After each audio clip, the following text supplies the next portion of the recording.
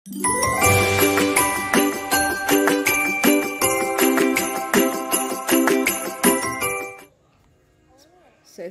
Maaf mengganggu ya. Ya nggak apa-apa. Gimana? Gini, kan saya kan baru 17 hari ya sini ya, dari tanggal 3 tuh kerja.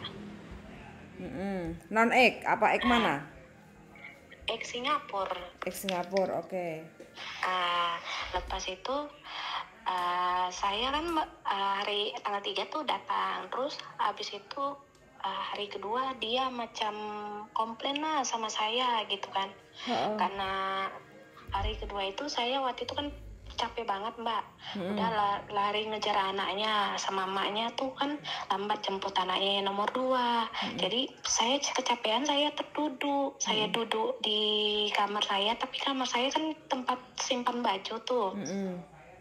Nah, lepas itu saya terduduk, saya pikir ya namanya hari pertama baik, kedua kan pasti saya pikir ya positive thinking ya mbak ya. Nah, dan lepas itu dia komplain ke agensi saya.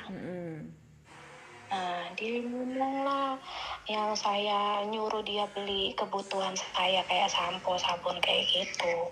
Udah gitu saya kerjanya duduk lah, macem-macem lah mbak. Makanya saya bingung. Saya ngambil hatinya, tapi dia beranggapan saya malas. Maka setiap saya kerjain apapun, di mata dia salah. Jadi kayak sebenarnya rumahnya kecil, kamar 2, kamar mandi 2, kecil mbak. Tapi dia kalau misalnya di rumah nih, kalau kita kerjakan, dia selalu kayak mantau, kayak gitu. Gimana saya nggak tenang kerja macam itu. Asli orang mana sampean ini? Saya orang Medan aslinya, tapi sudah pindah ke Depok, mbak. Umur berapa sekarang? Umur 33. 33, oke. Berarti pertama kali ke Hong Kong ya? Iya, pertama kali Hong Kong. Selamat datang di Hong Kong, inilah kerasnya negeri beton. Iya. Kenapa kok dulu memilih ke Hong Kong? Ya, karena pengen nyoba dari Singapura, satu, kedua juga pengen cari yang lebih tinggi lagi gajinya sih mbak. Di Hong Kong, di Singapura berapa tahun? 2 tahun. 2 tahun, oke. Iya. Gini mbak ya, ini sekarang masa adaptasi, ya nggak? Jadi sampean harus siap, karena sampean memilih ke Hong Kong, jadi sampean harus siap dengan kondisi-kondisi majikan yang sampean hadapi sekarang. Jadi paling tidak sampean harus nerimo, tetap rajin seperti biasanya bekerja. Kalaupun memang ada kesalahan yang sampean minta maaf, selama majikan tidak memukul, selama majikan tidak mengintimidasi sampean, sampean masih baik-baik saja. Tinggal sampean pandai-pandai untuk bisa beradaptasi. Karena kan sampean masih 17 hari, kayak gitu ya. Jadi 17 hari itu waktu-waktu tersulit sampai 6 bulan hampir 1 tahun itu akan seperti ini. Bahkan sampai finish kontrak sampean akan seperti ini. Karena sampean baru merasakan kerja di Hong Kong. Kayak gitu loh. Jadi nanti kalau sampean mampu bertahan sampai finish kontrak, majikan pasti akan nyuruh sampean untuk renew kontrak. Kalau sampean mau renew kontrak ya sampean tinggal ngomong loh. Keluhannya sampean itu kerja di situ apa, kayak gitu kan ngomong kayak gitu. Gitu. Nah saya juga bingungnya gini mbak, KTP saya kan belum ada.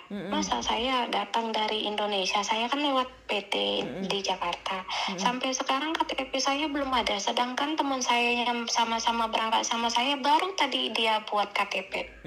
Itu gimana ya? Nggak apa-apa. Sekarang memang untuk pembuatan KTP apply itu kan memang agak sulit untuk masuknya kayak gitu loh. Jadi ya mungkin rezekinya temennya sampean itu waktu apply, waktu ada tempat untuk booking kayak gitu kan. Karena untuk bikin KTP itu nggak mudah. Jangankan sampean, teman-teman yang lain aja itu sampai nunggu 3-4 bulan baru dapat jadwal untuk pembuatan KTP kayak gitu. Gitu. Nggak ada masalah selama sampean di Hong Kong ada majikan, ada visa, ada kontrak kerja, itu nggak ada masalah. Untuk sementara ini masih sedikit crowded untuk pembuatan Hong Kong ID atau pergantian Hong Kong ID kayak gitu karena meludak.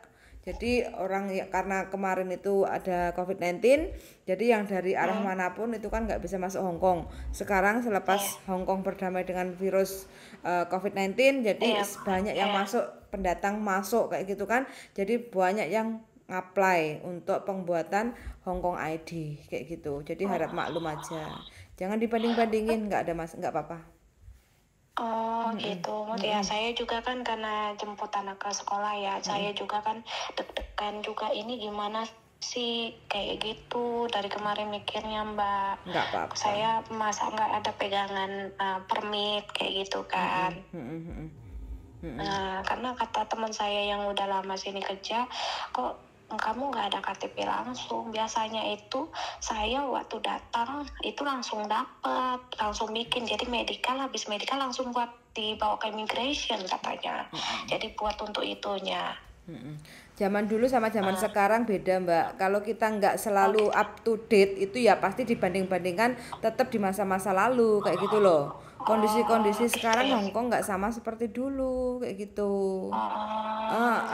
Pokoknya sampean harus cari informasi yang up to date aja deh kayak gitu loh. Ya nggak, biar sampean nggak kebanyakan resek di dalam otak sampean, itu biar sampean lebih fresh lagi, lebih semangat lagi, lebih bergairah lagi kayak gitu loh.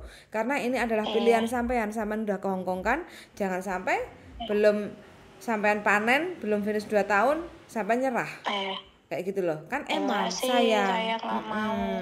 Makanya wes pokoknya niat engson aja. Medan itu kan biasanya keras toh, harus tahan banting juga toh kayak gitu. Kalau masalah majikan bla bla bla bla, ya inilah masa adaptasi. Selamat datang di Hong Kong, masa-masa perkenalan kayak gitu ya. Jadi jangan terlalu diambil hati, lebih ke introspeksi diri.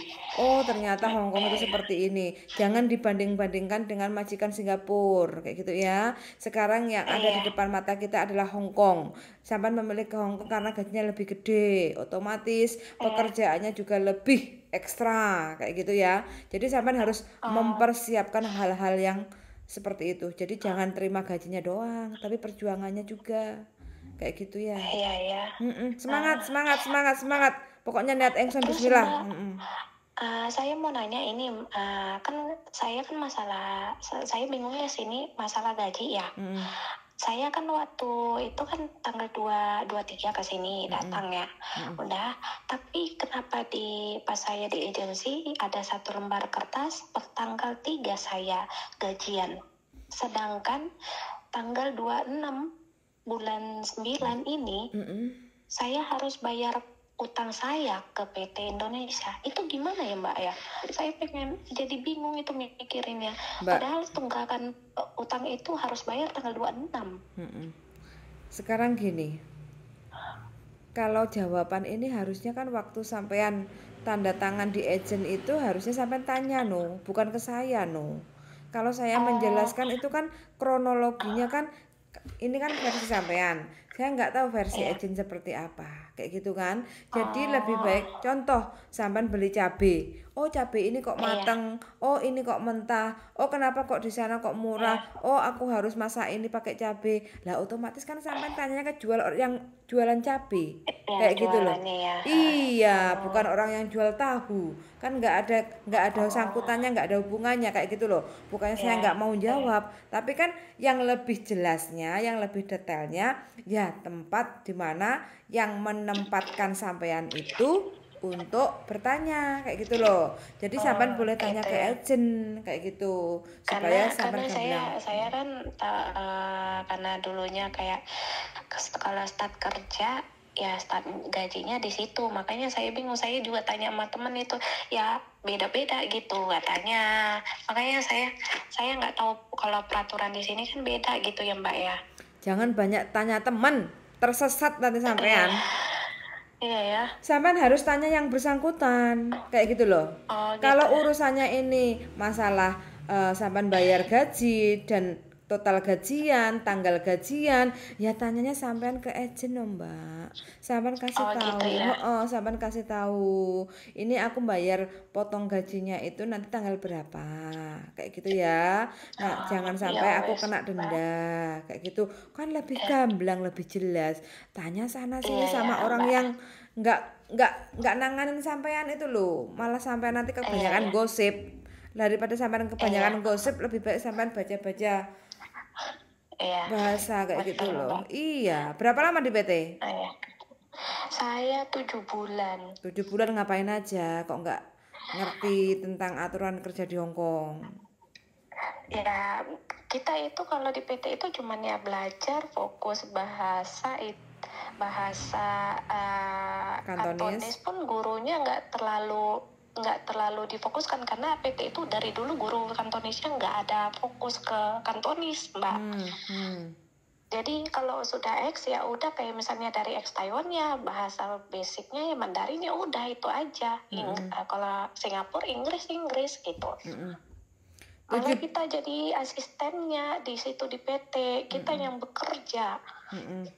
Ya sampean harusnya banyak tanya no tentang pengalaman-pengalaman pahit di Hong Kong itu bagaimana menghadapinya kayak gitu kan, Iya supaya sih. persiapan. Sekarang ini kan sampean sudah menjalani di sono Iya. kan, bingung toh, sedikit bingung kan kalau terjadi Iya. situasi dan kondisi yang seperti ini, iya enggak?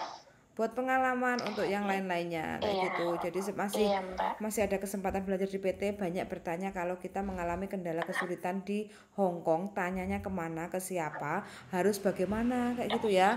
Teman boleh bertanya, Gitu. tapi belum tentu teman kita itu memberi jawaban yang tepat kayak gitu loh. Karena ini urusannya Iya, kan Mbak. proses kayak gitu loh, ya enggak? Iya, Mbak. Oh, ya wes lah. Makasih ya, Mbak ya Siap, sarannya ya. siap. Makasih Pokoknya semangat banyak. loh ya. Harus semangat loh ya. Makasih, Oke, Mbak. siap. Yuk, makasih yuk. Bye-bye. Assalamualaikum. Waalaikumsalam warahmatullahi Bye. wabarakatuh. Nih teman-teman ya. Ini telepon ada 10 kali. Pagi, siang, sore, malam. Tapi malam-malam baru bisa keangkat. Benar udah ngantuk sih, tapi kayaknya urgent banget ya karena miss call-nya sering banyak kali kayak gitu. Nah, di dalam WA-nya itu tertulis ya, siang Miss, ini saya deh. Lalalila.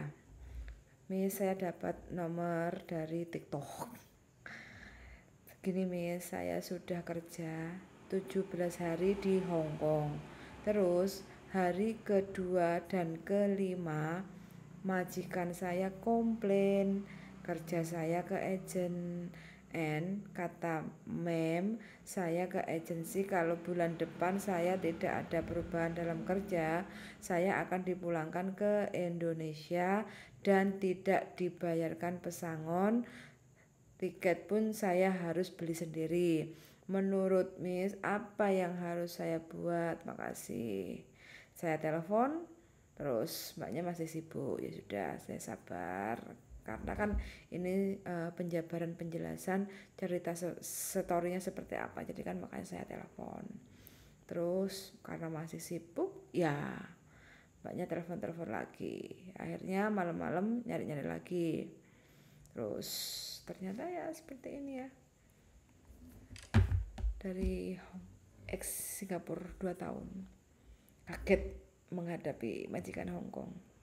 Tujuannya sih ingin dapat gaji yang lebih, tapi nyatanya masih belum begitu siap, bingung, takut nggak siap untuk dikomplain.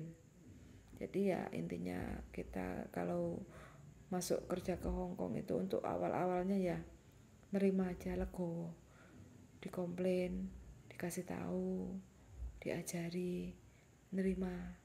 Jadi biar majikan itu seneng kalau ngajari ke kita, kalau kita orangnya nerima kayak gitu loh. Tapi kalau datang terus kita diajari, aku loh wis pengalaman ngerti kayak gitu, ya otomatis kan majikan unhappy lah kayak gitu ya. Oke, semangat aja untuk teman-teman. Aku ngantuk banget sebenarnya. Terima kasih banyak sudah mendengarkan dan see you in the next video. Bye bye.